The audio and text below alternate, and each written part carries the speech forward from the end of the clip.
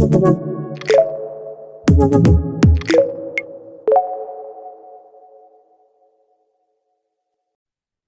everyone. We're very happy you joined us today for a live broadcast of KabU Q&A with Senior Instructor Tony Kosinec, and we're very much looking forward to your questions. If you have a question for Tony, please post it in the chat, and we'll be asking it here live. So again, welcome. Thank you for joining us today, Tony. Always great to see you. Great to be with the entire team.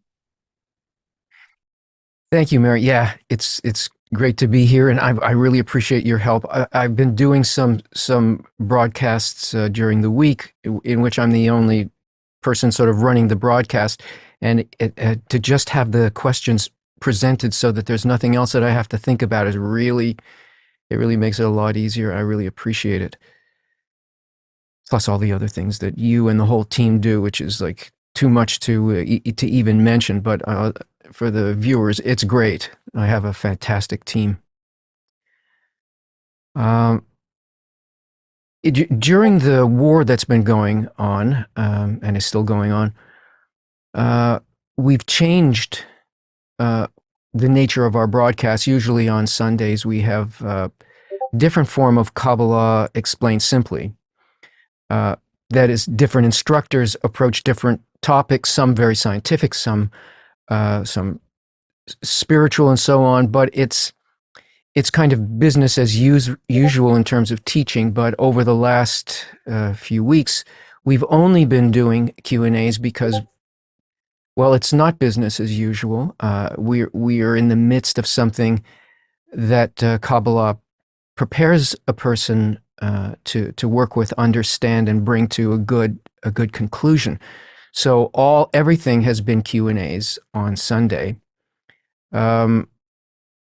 This one, though, is also part of a curriculum in a certain semester for people who are studying the first two parts that you can, first two semesters that you can learn in KabU. This is part of that self-study process, the chance to ask questions directly and so on. It's also open to the public. So we're doing what we usually do, and I'm curious to see how the changes that we've made around this particular broadcast will affect what we're doing here. I have a sense that there's a deepening in people's hearts about all this. I was watching something on the internet yesterday about the death of science, and this is it's a very real thing. People have been talking about this for more than 20 years, and a very respected scientist who does regular streams, Sabine Hossenfelder, was talking about this, and this started around 1996. This book came out by John Horgan, also a scientist, a physicist, saying that the discovery of the laws of nature had basically come to an end. You could do refinement and so on. You could get high resolution about certain things, but new laws were not being discovered, and that he proposed that there is a period in which there's a lot of activity where we discover laws of nature, and then this period ends. And Sabine was saying that in her opinion, the reason for this is that we're basically using simple math in physics. It's the most complex type of use of math, and the most sophisticated equations and so on, ways of looking and investigating. But they're all sort of linear differential types of equations. And the thing that they can't deal with, that we don't have the math for, is nonlinear, things about complexity and chaos and so on. systems that have got to do with biology, life, structures that in which very small changes make enormous differences. Basically, the butterfly theory. And the problem that they have is that there isn't a mathematics that deals with small scale changes that happen in reality, because this sort of linear, and even there are some ways of working out a kind of nonlinear equation. Einstein had some of those in his field equations, but you can only use computers to work these things out. But computers are all based on the concept that you don't look at detail when you get to very small scales. So it's impossible, given the tools that we have, to investigate new laws of nature. A new law of nature needs to be discovered that deals with complexity and chaos. Maybe there are no more laws that could be discovered according to the way that this idea is being presented. Or maybe the things are hidden because we're using the wrong kind of science to look at those things that go completely beyond things that are linear. It's quite interesting because in also the Kabbalists, the Zohar says that 1995 is basically the year in which the world ends. Not the world, but our development in the world ends. The principle on which we're developing ends at 1995. In 1996, Horgan came out with this book, and we are obviously seeing that much of this is really true. We don't understand society. We don't understand things that are organic. We don't know what life is and all that. And yet scientists do want to discover new laws. But these laws, the new laws, are based on a completely different desire than the desire that has led us to all of this great discovery of the mechanics of certain laws of nature. These higher laws are connected to not a desire for knowledge, but they're connected to a desire for spirituality. All this non-linear, non-local, complex, small-scale, high effect, all of that is spiritual. This is a desire to understand not the nuts and bolts of something, but the nature of the thing, the quality of the thing. And there is a science that deals with that. That science is called Kabbalah. Kabbalah deals only with those things that are above the physical and defines the physical as an inner quality of people, this desire to receive and fill yourself. And that all of the spiritual science, which is the only thing that Kabbalah focuses on, is only accessible to a person who wishes to change themselves. The scientist is the one that has to undergo this change, and the scientific method of the wisdom or the science of Kabbalah is that the scientist, the person, undertakes inner change by which they come completely in contact with these new laws of nature that govern all the complex, non-spatial, higher forces. They're all in the realm of what Kabbalah calls intention. And this is something that a person can learn. We're ready to learn because the world as we've known it no longer works. That's why all the systems that we have don't work anymore. That's why we're seeing wars as a turning point to the change in our desire. Kabbalah is designed to fulfill all the good that was intended at the beginning of our evolution. And it's not that science has died, but material science has reached its limit. And now we need to move into a higher science of intention, of connection, of love, is what you could call spirituality. So let's see if the questions that you've got will help open this up some more. And whatever you're asking, we'll follow what you want. So, Mary, let's go to the first question. Hey, thank you, Tony. Beautiful intro. Yes, many questions are coming in related exactly what you were presenting. First one is from Crystal James.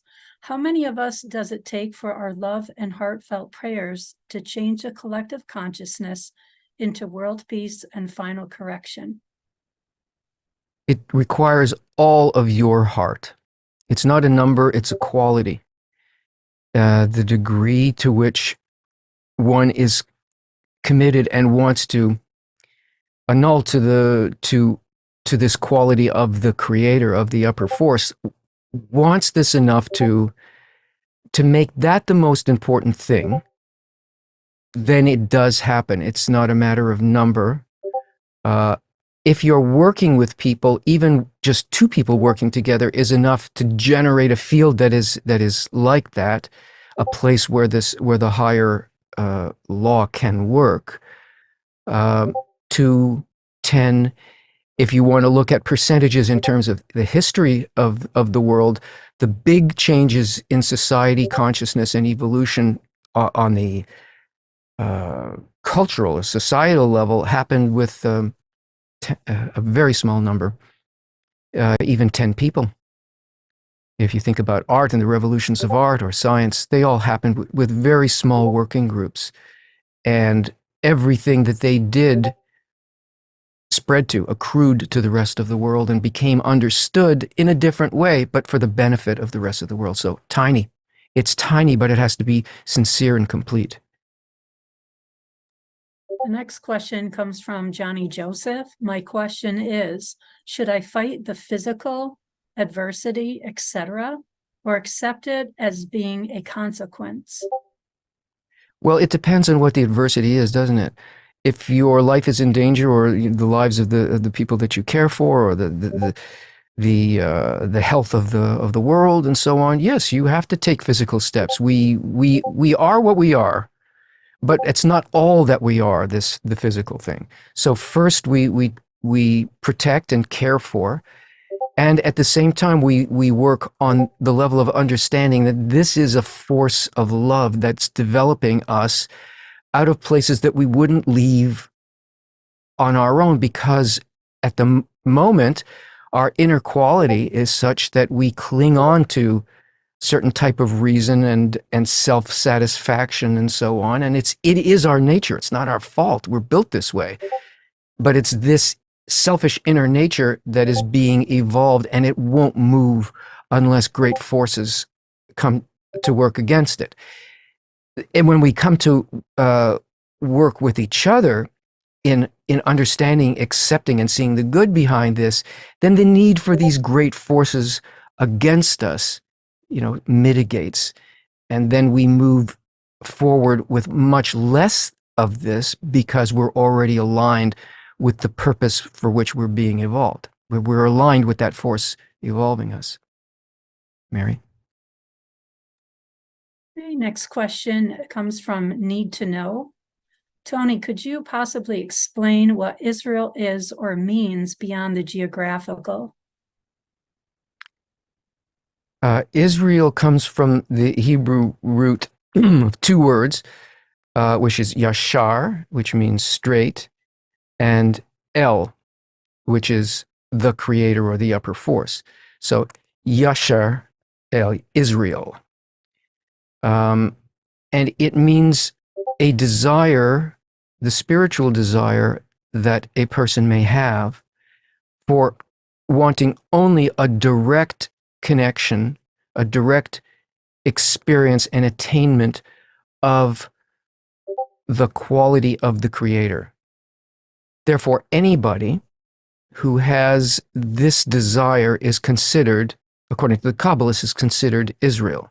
That is the dominant, motivating desire, which is one among many in the heart, that is moving and developing the person in their life, is this straight to the creator desire that organizes a person's life and so on. But that's also, Israel also is the the way in which it's a kind of a conduit. That desire that we have is a kind of conduit that feeds, helps, and develops all the other desires in us, or you can say in the world, or the world as a whole, and facilitates that overall development, not for its own sake, but for the sake of everything else that's being developed. This Israel is an absolute necessity, bone structure of human society, and is the survival mechanism within humanity. All that it is a channel, a correct channel, which is a desire or an intention between the upper force and all of the other desires, which are called nations of the world. That's the terminology of Kabbalah, calls desires nations. So we are a single creature. It's really talking about your development, how you develop, how you remain connected to the source of life, and how it evolves you towards good. You can say it's on the individual level, although there actually is nothing else going on. But when we project it outward, we see a world, we see nations, we see external conflicts and so on. But all it is a basic principle of creation that's called Israel and nations. Hey, Tony, a question related to that. Statesman is asking, I wish to ask what surrounds us?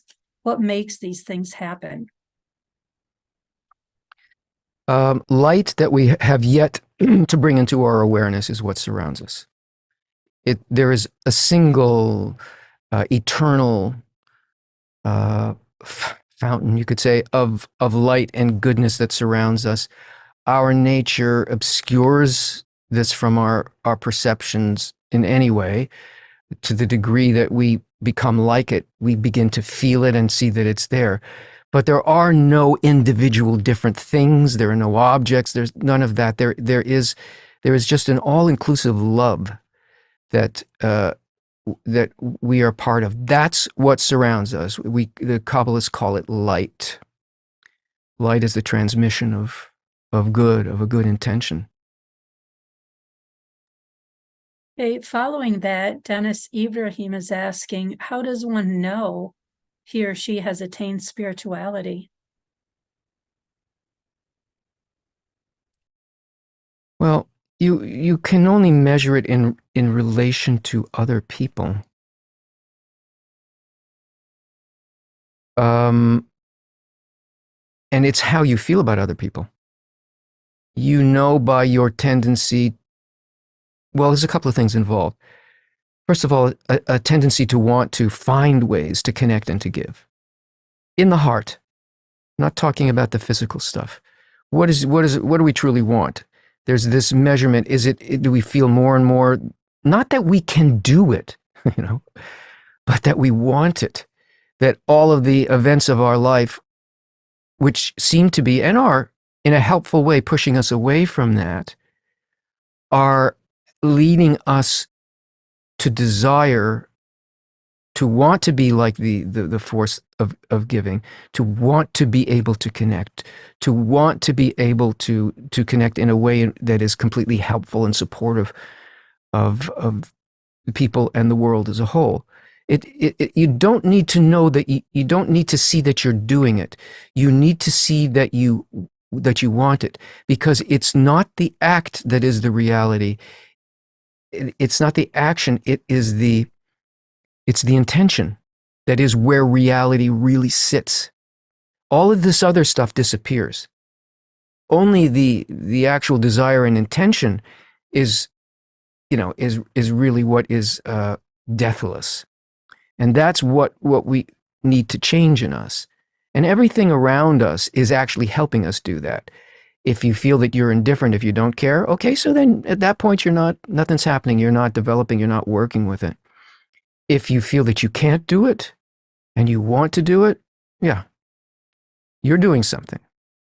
But this is also something that we need to do together, and eventually it's not just you working with what you consider to be the creator, but the work that one learns to do really in our feelings towards other people. That's the place where the light comes. That's the place where the heart actually is. We really are a single creature. And if we don't want to know our nature, then we don't want to connect with other people. We really can't have this sort of only have a relationship, a personal relationship with the Creator. The Creator is trying to get us to have this other one in which we make a reality of a world based on Him, on that principle of love and bestowal. And that can only be established in a real way in the heart in relation to others. I'd like to thank the viewers and the tech team. I see you're sharing your locations. Thank you for starting the list, Rachel and others. Please continue to share, and I'll announce those in a little bit. So the next question is from GP Tony. Are there any women teachers? No, there aren't women instructors in KabU. There are women presenters who take the principles and apply them in different ways and explain them in a kind of societal context and so on. But according to the tradition so far, we've been making as many changes in that direction as aligns with the actual laws of nature. And I don't know, it may be in shortly in the future there may be that, but now there isn't, according to the tradition and the way in which information moves from above downward.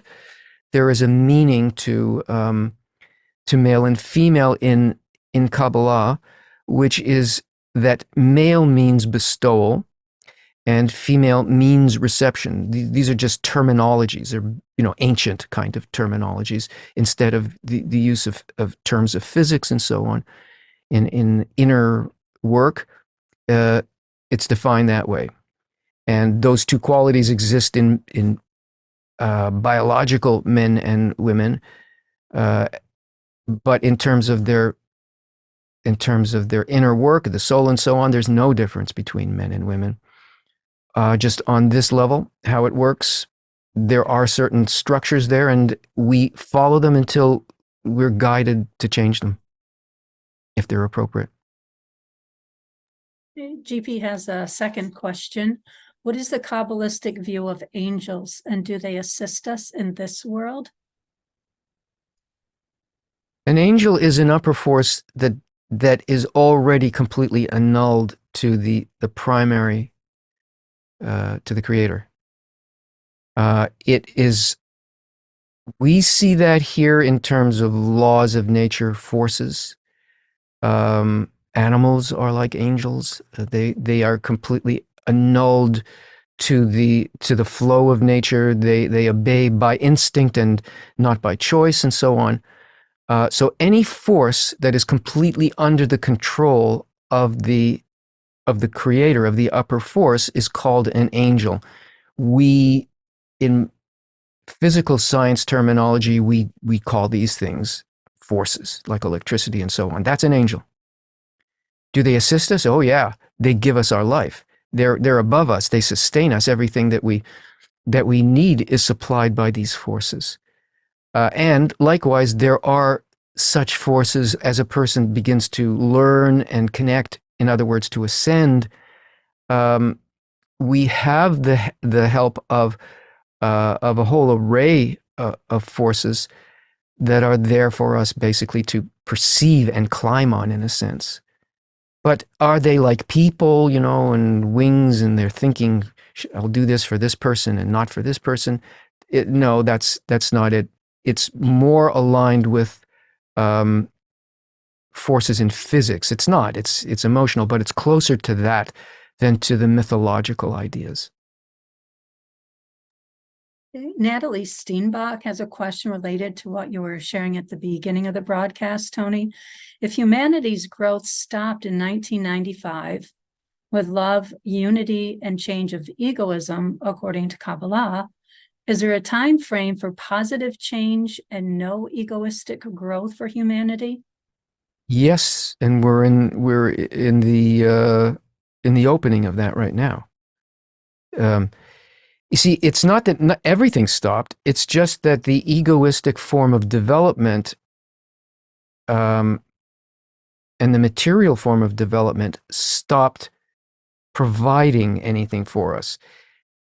So did we disappear? No. We are now in the opening of the spiritual, a different principle on which we are connected because that's what we want, not because there is like a financial benefit or there is some kind of supremacy or something to get, but that there is an impetus already there, which we don't feel. So we're kind of in this, we're in this limbo between the end of something that functioned well and brought us to this point and something new that is functioning that we're almost entirely not aware of. We're not really connecting to it. The Kabbalah is meant for this transition point. It's meant for every transition point, but it is a kind of a civilization building premise, system. And the first thing we have to do is to gain some awareness of what the rules of this new existence are. And that's why, we feel that the study of Kabbalah is the absolute best way and the shortcut to making a lot of theoretical experimentation with society that is taking us nowhere. I mean, it's really taking us into the dark. So if we understand better what the laws of human inner life really are, and start to learn them now, and they're learnable, it's not hard. It just, what else have we got to do anyway? I mean, what, you're going to go out and make a fortune? No, you got time. You've got, if you want to know what your life is about, then what else are you here for? We want a successful life. So why don't we learn what the rules of life, of like eternal life, that is something based not on some limited commodity, but something based on a bounty that we don't receive, but we extend. We're the ones giving it. It's a completely different premise in which everybody has all of that. So yeah, that's happening now. And that's the nature of the world that we are and our descendants are going to live in. We're the pioneers. Okay, next question is from Dree Monster. Hi, Dree. Great Hi, to Dree. see you with us. Very dedicated student on the path. Dree wants to know, can an advanced Kabbalah know what I have in my mind? I think she meant, can an advanced Kabbalist know what I have in my mind? Yes, and stop that. You can, sure. But whether the person knows that they know is a different thing. First of all, you don't have your own closed mind. We are really one thing, and our sensitivity to that depends on our care. If all we want is to feel another person and to see them, and then we will, because we are essentially connected. That person is us. We're one being. So yes, when necessary for you, then probably yes, that will happen or can happen. But it's not like some kind of superpower. It's just being aligned with the fact of our connection. Another question from Natalie Steenbach. Is it common to meet difficulty and resistance during growth and correction? It's absolutely necessary. There is no growth or connection without resistance and difficulty. This is an aiming device. It's like it corrects our path. It makes us take on voluntarily and consciously something that we are expecting to be guided through without work. So it heightens our sensitivity. It aims us in the right place, and it is the thing that nature is always doing with us. the method of Kabbalah involves, it's specifically about that. It's about understanding that nature is always pushing us back, resisting us and directing us through it. There is nothing that doesn't evolve through this hard pressure anywhere in nature, anywhere that we can observe it, and no matter on what scale that is occurring. But humanity just doesn't want to take that into account. We have all these sort of superstitious ideas. Well, God will take care of this and will correct this rather than that and make it safe for me to do this and all that. No, that upper force wants to develop you, and that is the tool through which it develops us. So we have to learn, well, how does that work? And what does it require of me? Is faith just that everything's going to be okay? Or is it that I will become consciously involved in this exercise that the upper force is doing with me? That I embrace this resistance, that I use it as a stepping stone. How? How do I use it? What part of me, what part of my heart, and in what situations can my intention embrace this enormous complexity? That's what the method teaches. It teaches a person where to focus on their inner experience and how that inner experience is actually the outer experience, and that you must have this comparison on every level to develop us to the highest levels of fulfillment. Look, in the first place, what nature wants is to completely fulfill us. That we would be able to be completely fulfilled without any shame or distance in receiving all the good that it wants to give us.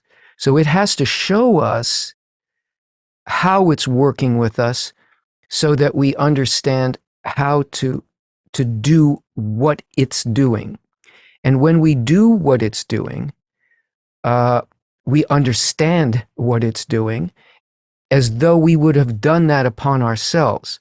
And when we're doing what it's doing, we feel no shame, because even if we are receiving something, we're not receiving it in order to take it for ourselves.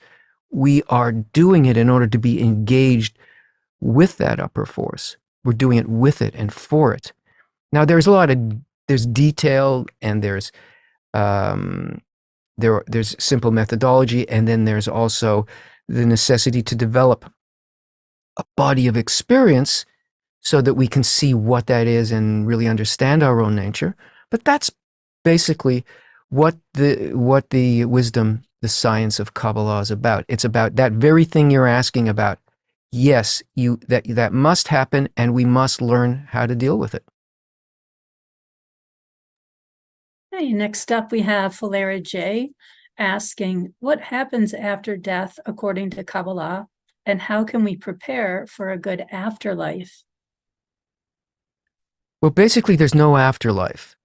There is one life, and death is just a kind of signpost between life and life. The Kabbalists describe death as changing a shirt.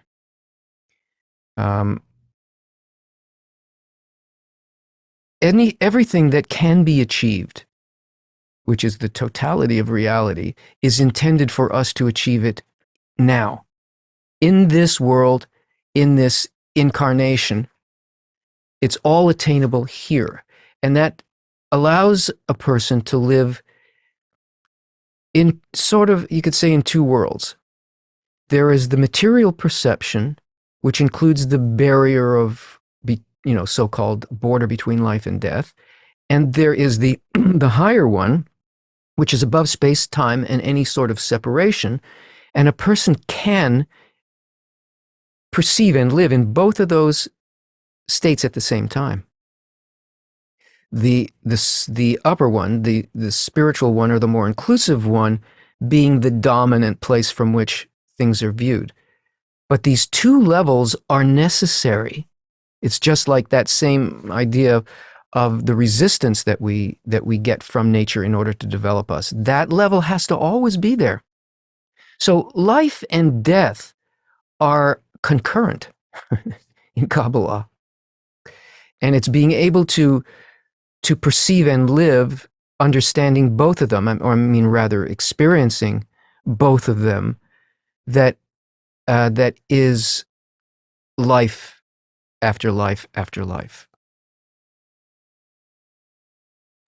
Hey, Tony, I'd like to share a number of different locations where viewers are joining from today.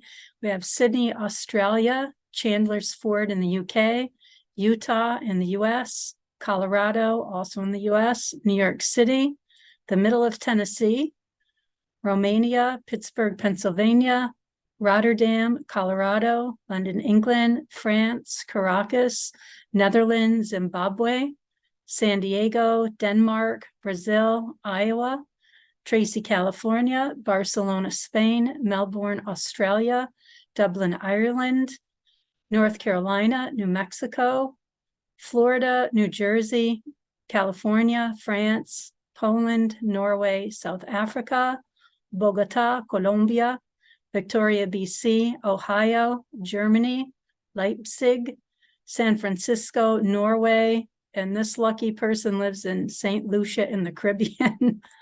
Thank you very much for sharing those. And you can continue to add. I'll announce a few more before we end the broadcast.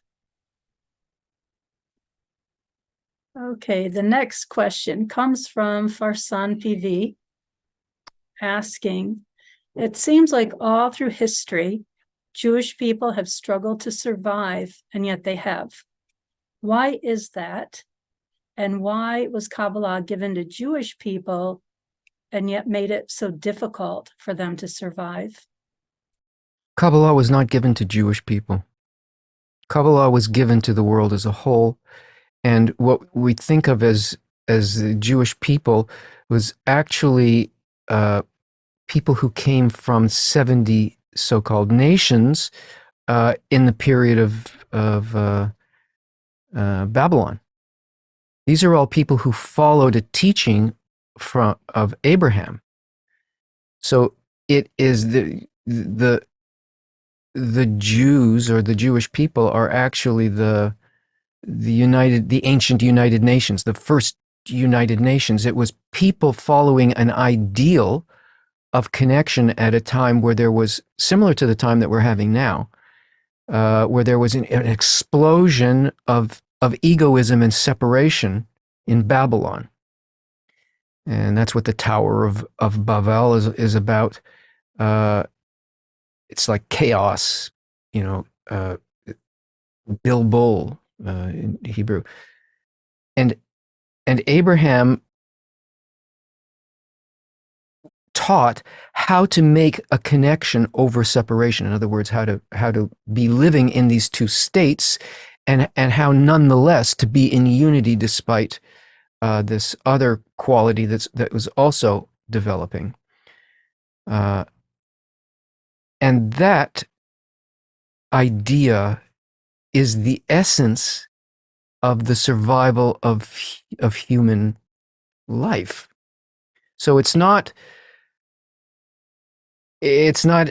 focused on say a biological or racial or even cultural. There were like 70 different cultures, but the ideal itself is common to the essential root of humanity, and it's very small compared to if you want to do it in numbers, compared to population. It's less than 0.2% of the world. So it's that sort of single point on which a completely different kind of life and perception depends. If you look at our own heart, we see that a point in us is awakened, but the majority of what we want and do is completely opposed to that.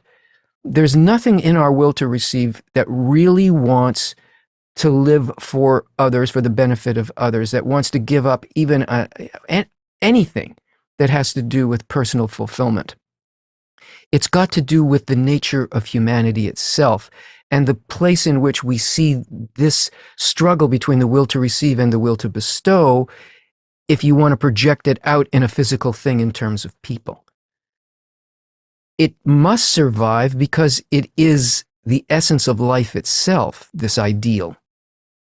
And we can't acknowledge that necessarily personally, so we have to see it as some people out there who we oppose. But we don't oppose the people. We don't oppose the Jews. What we oppose is this principle of complete annulment to the force of bestowal. So it's always under attack because our nature is opposite to it. When we begin to align with it and to understand it for what it is, and understand that it is for all people and only for the benefit of all people, and by the way, that's the reason it survives, because it's your survival, it's my survival, it's everybody's survival is this principle that we call this Jews, or the connection to the upper force, or Israel, the sort of conduit of the light to all of humanity. That's why it's hated, and that's why it survives. Question related to that, Tony. Cannibal Osmos is asking how to spread the message of Kabbalah to all of humanity as effectively as possible. Learn it. First, learn it for on yourself, in your own awareness and relationships, and everything else will be taken care of. Because it is a natural force. It is simply the law of nature that trickles down through humanity, through our awareness. So learn it well, and your actions as a result of what you've learned, the way that you begin to treat people and so on, that will teach people. And if you're like a good communicator, then learn how to communicate it. If you're not, stick with your actions, because that's way more powerful. That's actually the upper force doing what we have been preventing it from doing. If we learn it, then we stop preventing the law of nature to act in a good way for our benefit. Next question comes from Johnny Joseph. Can I practice this with my children, rising above my ego, or only with people who desire this? Well, you better learn how to do it with your children, because they're gonna challenge you at absolutely every turn. Yeah, of course you can, but you need to learn how to do it in the first place. I think, there is a natural tendency in us to love our children the way we should be loving the rest of everybody around us. We understand that they are ours. We don't judge them in the same way that we judge anything else. We know that they're good, and we can't help ourselves from loving them completely. And even if we're sick and they need something, we're going to get up and we're going to do something about it.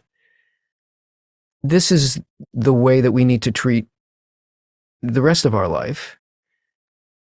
But you have to learn to do it. You can't just take that, mothering, fathering feeling that you have towards your kids and turn it towards the world without learning, first of all, by doing it alone, and then secondly, how you do that in a way that works, and what's your responsibility and what's not your responsibility, and so on.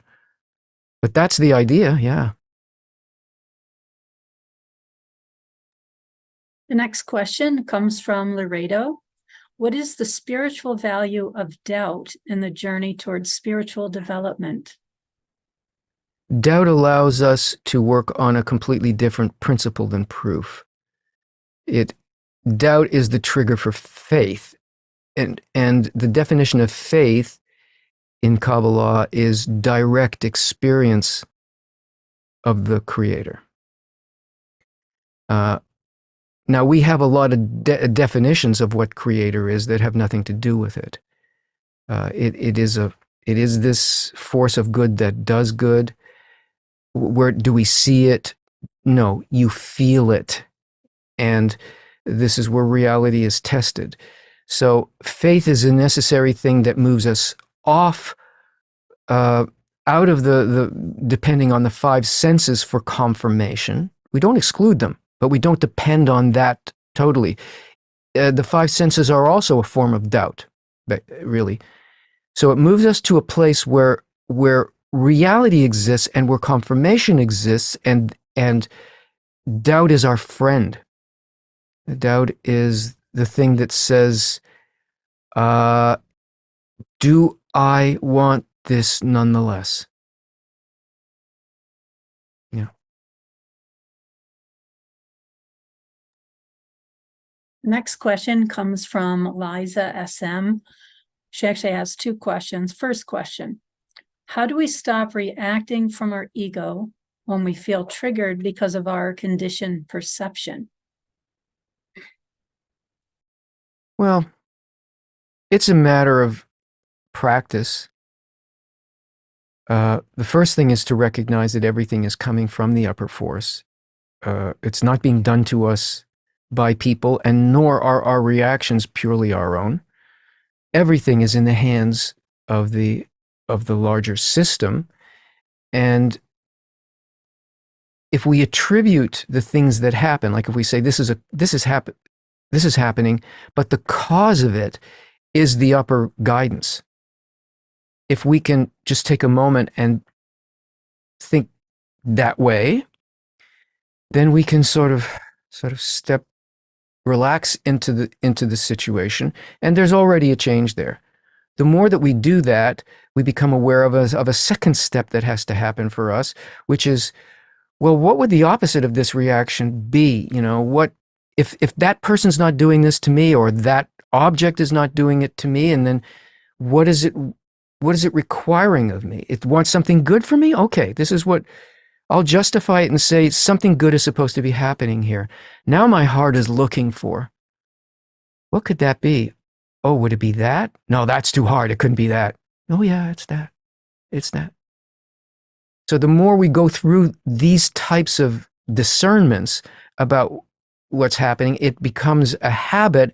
And when it comes up, we never can fully not react, because our nature is to react. But we maybe hang back a little bit, and our attitude eventually changes. We see all these things happening, and we feel them happening for the benefit of everybody. It's not like an immediate self-help thing that a person can do. It's work, and it's a method, and it's a method of life. So, expect it to be an ongoing thing it's like you open a farmer's almanac. Is that going to tell you how to farm? No, you're going to use that almanac, and you're going to go out there, and you're going to plant, and you're going to fail, and you're going to see, and that's right. And that's what it feels like when the weather is coming in this direction. And then eventually you're a farmer. That's how these things change. Thank you, Tony. Liza's second question, how do we heal everything that makes us react unconsciously?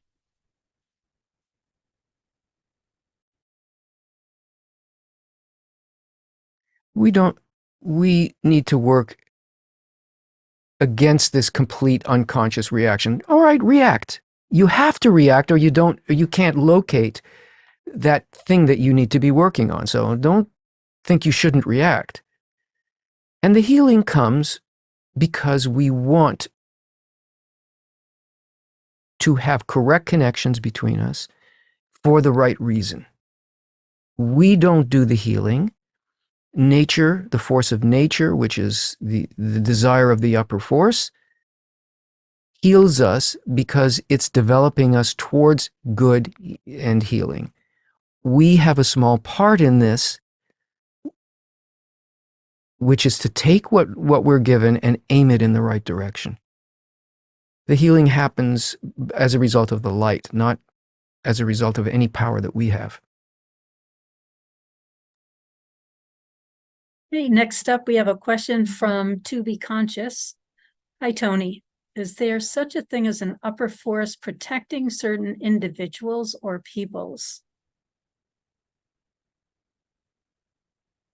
We're always protected, because first of all, what is there to be protected from? Everything is in the hand of the upper force. There is nothing that happens that is not under the authority of the Creator. Nothing. So, are we asking to be protected from the Creator? There is a general force that is evolving us. It needs to break certain things and build certain things. Nonetheless, we're still there experiencing this. So, we are already protected. We just need to recognize that this is happening. I think your question is more along the lines of, is there a special intervention? No, there is just law. If you keep this law, which is to love your friend as yourself, or to attempt to want to be able to do that, if that's what you're doing, then you are now not in opposition to the evolving force. You are in the flow of the evolving force. Therefore, you're carried on it in a direct way, and anything that's opposed to it, the law, is pushed aside. So the alignment looks like protection, and our disconnection from this principle of love of others and so on is what looks like appointed destruction. But it's not. There's no miracles here. It's only there is a law of nature, a general law of nature, and we either inwardly align with it or we don't.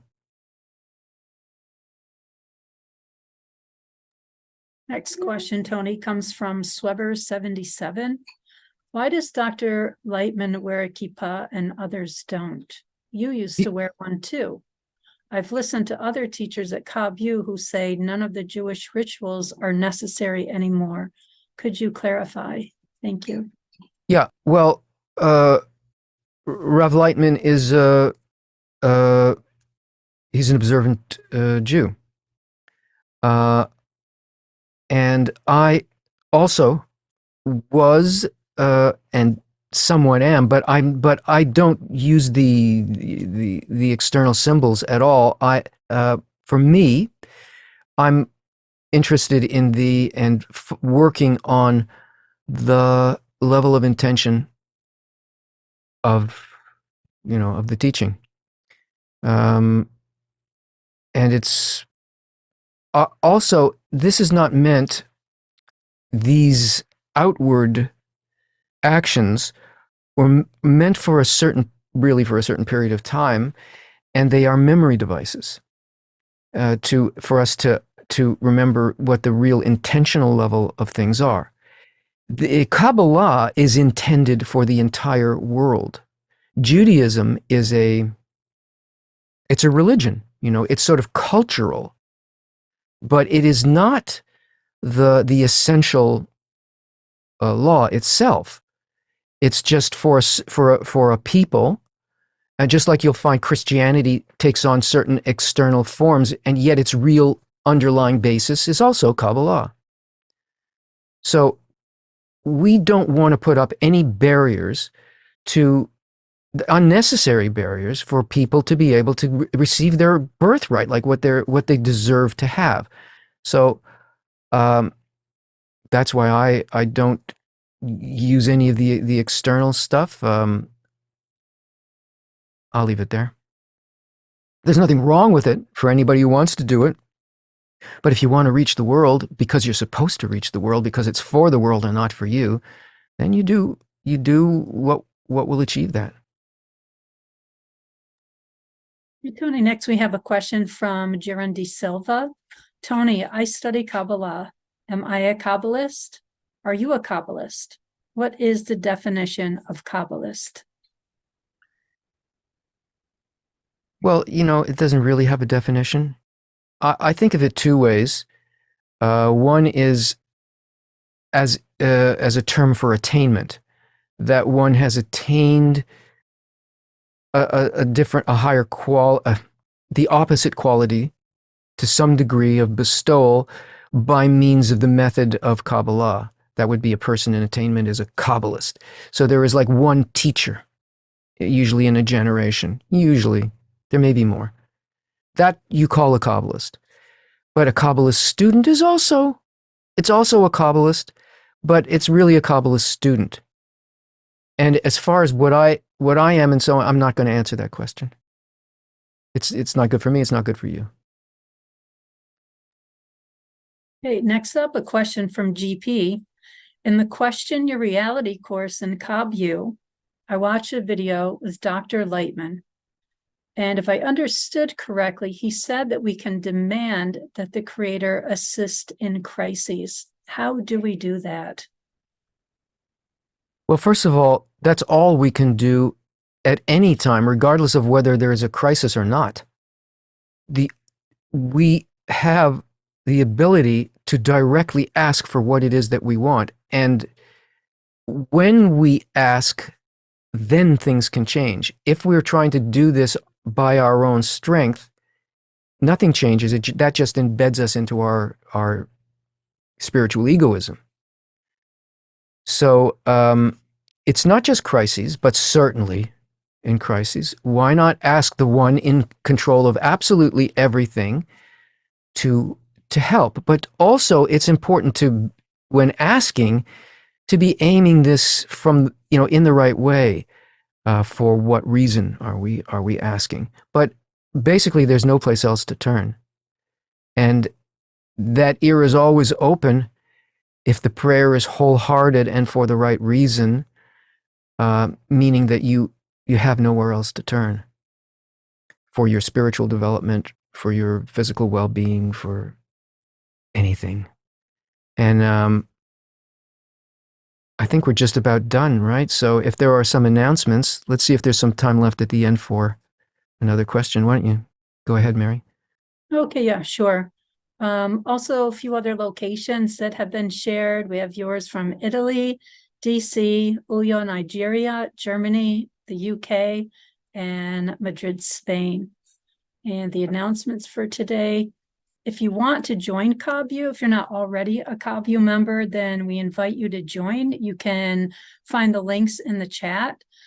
By becoming a member, you gain access to several Kabbalah courses from beginners to advanced. You join the largest online Kabbalah community and the ability to ask instructors questions in the student forums. So you don't have to wait every 6 weeks for a live Q&A, although you're welcome to continue to join.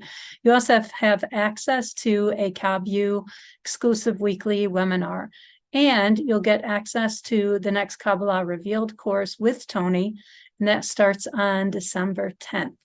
You can also support KabU if you don't want to become a member. Then we're always grateful for donations. All of us here on the KabU team are volunteers, and your donations help to support all of our broadcast. So that's also greatly appreciated. Sylvie, copy and paste one of the questions that you asked that didn't get asked down into the chat, and I'll answer it.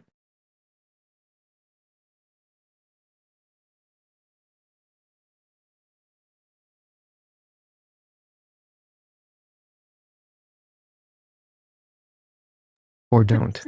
Yeah, I see one of them here from Sylvie. Hi, Tony. Do you know how many Kabbalists there are worldwide? No, I don't know. I really don't.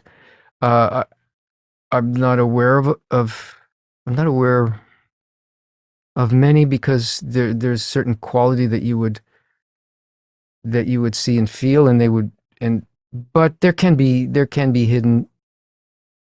Our approach is that it's not a period of hiddenness any longer. It's that there's a current absolute visceral need, and the need has to be answered by opening up what Kabbalah is, and not the mythology of what it is. So I'm not aware of others, but I keep an eye open.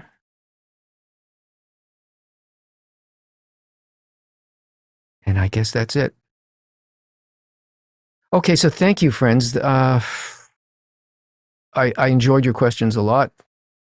Took us to a lot of different places. I appreciate it. I wish the best for you and for all of Israel. Israel, the people in the who are there in the Middle East, Israel meaning you and the point in your heart, and that let us come to the place where we can share and give the good that is due to all of humanity through our feeling towards them. Thank you, Mary.